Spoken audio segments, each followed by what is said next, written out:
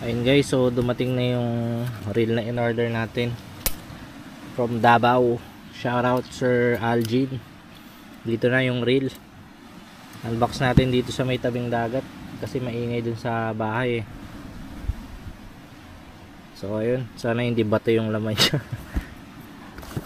Baka pinalitan kasi eh.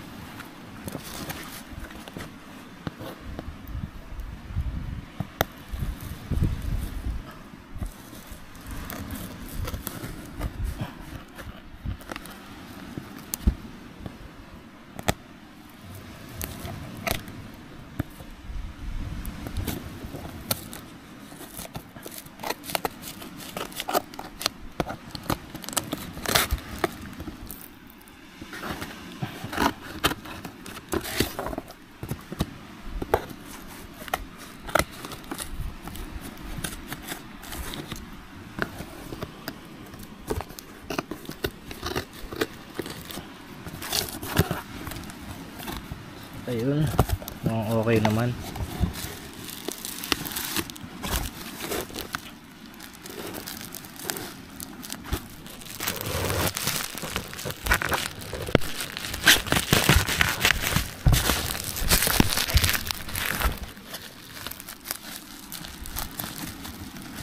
Ang tayong taga-video eh.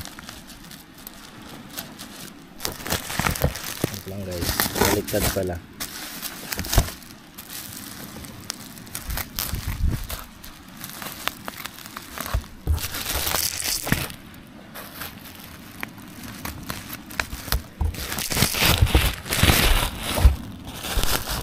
Magasgas yung box.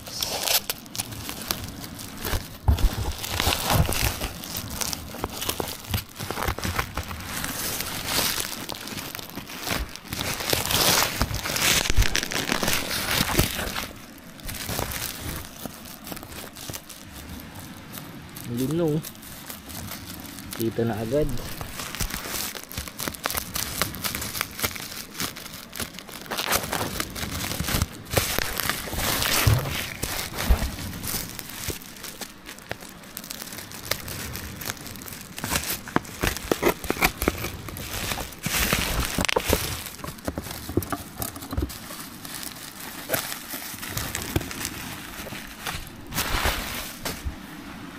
You know, tagal ko na tong minaman-manan eh nung last year pa, kaso wala pa lang tayong budget.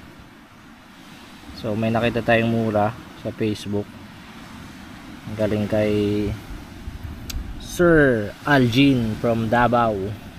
Nabili niya to sa Fish on Davao kay bro Johan Fortaleza. Shoutout sa'yo bro.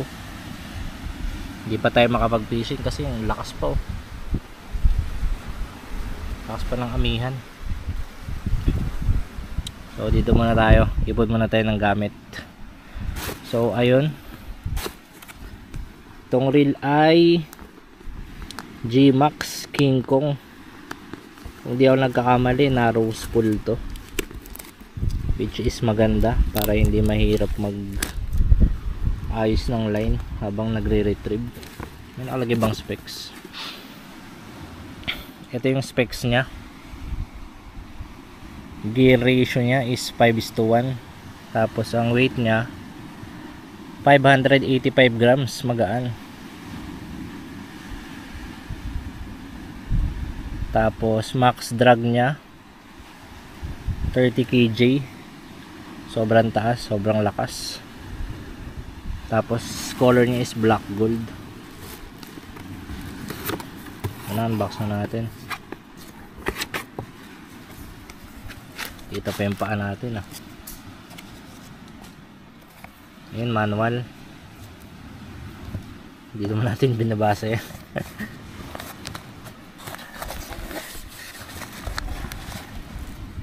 Yun ang ganda oh.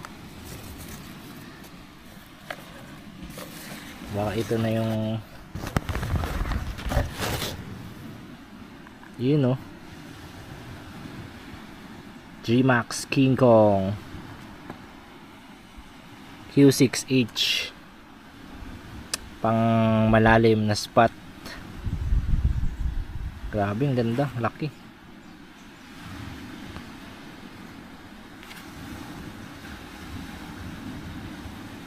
pang mamaw. Wait lang, lagay lang natin yung cam natin sa neck mount. O yun, bali ito siya. Pogi guys.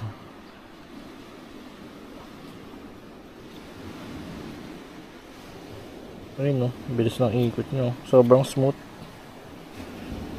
So, kung nakikita nyo, wala pa kasing braid. Tapos ito yung drag.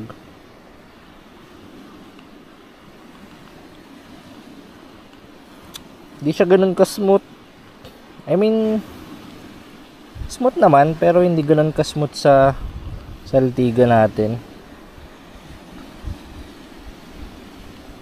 Bagong bago, walang gas-gas, hindi pa nagamit. Clicker, hindi ko clicker yun eh.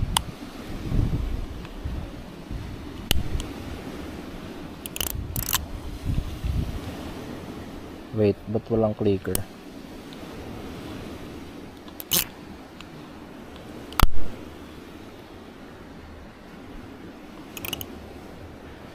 Ba't dun sa video ni bro may clicker? Dito wala.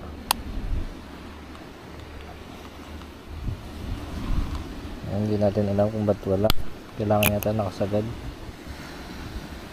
Wala pa din. Ayun pa yung mga grease nya. So wala tang bago pa.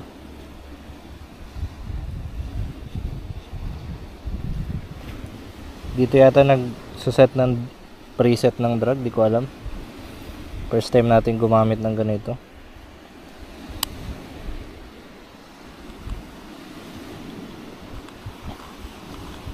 Ayan. So mahaba-habang line yung malalagay natin dito guys. Good for deep jigging. Plano ko palitan tong handle, pero baka hindi na rin. Napapangitan kasi ako dito. Parang matatanggal siya anytime, kalaunan. Pero baka hindi naman. So ayun lang guys. Sana makahuli tayo dito ng malaking isda, para naman mabigyan ng magandang laban tong reel na to. Thank you guys. Ito pala yung clicker nya guys. Ngayon ko lang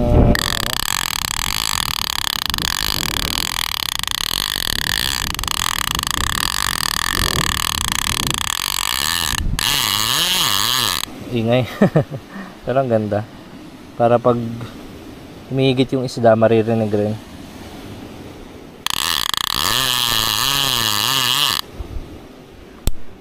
Yun lang guys.